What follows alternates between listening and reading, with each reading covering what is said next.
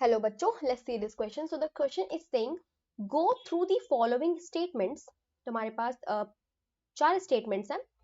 How many statements are wrong? अब हमें इन चारों statements से बताना है कौन सा wrong है. तो हमारा पहला statement कह रहा है meristems are have devoid of thickening in cell wall. तो ये बिल्कुल right statement है बेटा. कैसे right है कि जो मेरिस्टेमेटिक cells होती हैं these are continuously dividing cells. क्या करती हैं? लगातार divide होती रहती हैं. और अगर ये सेल वॉल थिक हो जाएंगी तो ये डिवाइड नहीं कर पाएंगी. थिक सेल वॉल तब होती है जब सेकेंडरी सेल वॉल बन के आ जाती है. और मेरिस्टेमेटिक सेल में सिर्फ और सिर्फ प्राइमरी सेल वॉल प्रेजेंट होती है. क्या पाई जाती है? सिर्फ और सिर्फ प्राइमरी सेल वॉल प्रेजेंट होती है. सेकेंडरी सेल वॉल इन पे नहीं आती है. इसी वजह से ये डिवाइड होती है थिकनिंग से, यानी कि इनकी सेल वॉल जो होती है थिक नहीं होती, सिर्फ प्राइमरी सेल वॉल प्रेजेंट होती है.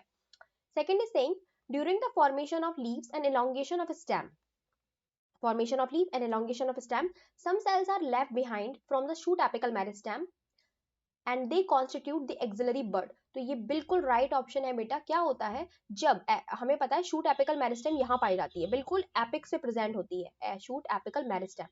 और फिर ये क्या करती है, जब ये आगे, जब हमारी स्टेम आगे की तरफ बढ़ती है तो ये क्या होती है, शूट मेटिकल एपिस्टेम जो है कुछ पीछे की तरफ छूट जाती है. ठीक है. और यहीं से क्या लेती है, लीफ निकलती है या फिर स्टेम की इलोंगेशन हो रही होती है. तो ये जो यहाँ पे छूट जाती है, बिल्कुल मान लो यहाँ पीछे भी छूटी होंगी, इतना आगे बढ़ा होगा, ये लंबा हुआ होगा, इससे पीछे भी छूट गई होंगी कुछ कुछ और आगे बढ़ा होगा. तो यहाँ से बेटा क्या निकलती है, एक्सिलरी बर्ड निकलती है. क्या निकलती है? Axillary bud. ये जो शूट एपिकल मेरिस्टेम छूट गई है पीछे की तरफ लंबाई बढ़ाने में, तो इसी को हम लोग क्या बोलते हैं, एक्सिलरी बर्ड बोलती हैं. और ये एक्सिलरी बर्ड बेसिकली क्या करती है बेटा, नई न्यू ब्रांच या फिर शूट की फॉर्मेशन करती है, न्यू शूट फॉर्मेशन. ठीक है. तो ये बिल्कुल राइट है हमारा. Third is saying removed part of grasses by the grazing herbivores are regenerated fast by intercalary meristem. तो ये भी बिल्कुल राइट है बेटा. जो ग्रासेस होती हैं, ये मान लो ग्रास है, तो इनमें बीच बीच में स्टेम मेरिस्टेम पाई जाती हैं और इन मेरिस्टेम को बोलते हैं इंटरकैलरी मेरिस्टेम. Intercalary meristem.